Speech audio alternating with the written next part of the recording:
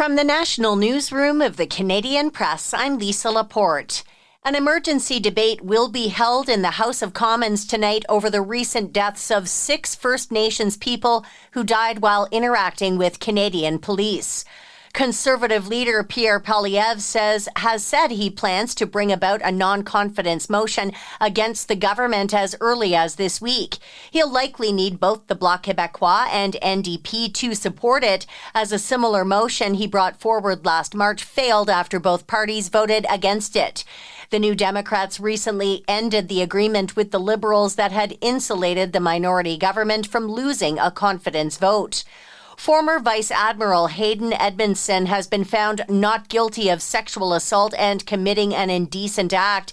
Edmundson was head of the military's personnel in 2021 when he was accused of assaulting another member of the Navy during a 1991 deployment while he was an officer. Lawyer Brian Greenspan said outside of court today his client was gratified by the decision. Vice Admiral Edmundson and his family have waited for over 3 years for this day.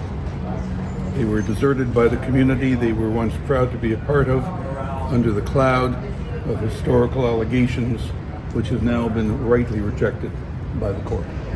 The judge in the case concluded the Crown didn't meet the standard of proving its case beyond a reasonable doubt. The Canadian Real Estate Association says the number of homes sold in August fell compared with a year ago as the market stayed stuck in a holding pattern. However, some are hopeful demand could soon pick up as borrowing costs come down. Hamilton broker Mike Heddle of Royal LePage says buyers have renewed interest in showings. Before the property's sold, we got to generate offers. Before we generate offers, we've got to generate showings. And so the last 2 weeks we've seen showings on the uptick, which is the first time we've seen that uptick in about 6 weeks. The national average sale price for August was $649,100, 0.1% higher than a year ago. And Jane's Addiction is canceling the rest of its tour after frontman Perry Farrell went feral on his own bandmates on stage this past weekend.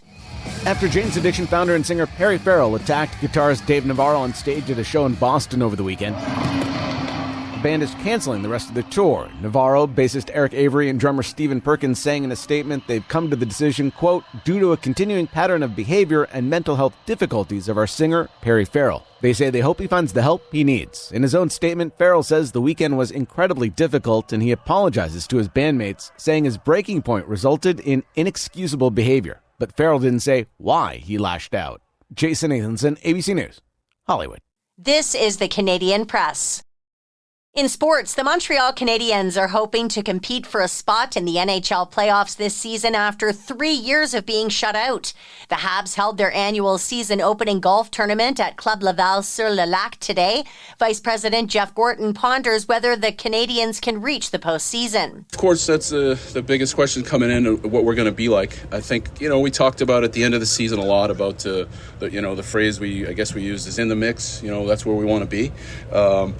But I'm not going to put it past this team, to do that. I know the players in that room feel really confident about their team and what we can do this year. The Habs have never missed 4 straight years of playoffs in the franchise's storied history. The Pittsburgh Penguins have re-signed Sidney Crosby to a 2-year contract extension with an average annual value of $8.7 million US. And the Toronto Blue Jays take on the Texas Rangers tonight in the major leagues. From the Canadian Press, I'm Lisa Laporte. Thanks for listening. Don't forget to follow and subscribe. For more of today's top stories, visit thecanadianpressnews.ca.